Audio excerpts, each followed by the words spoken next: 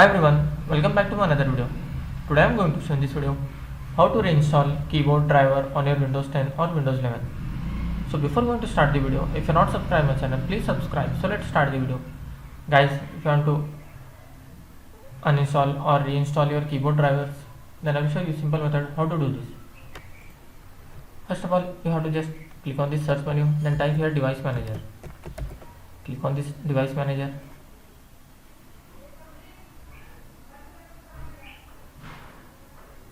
In this you will find keyboards, double click and expand it.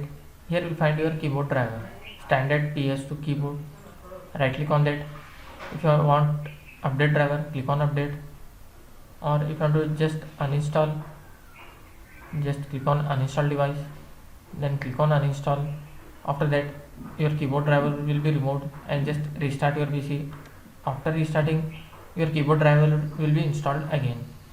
That's it guys. So in this way you can reinstall keyboard driver on your Windows 10 or Windows 11.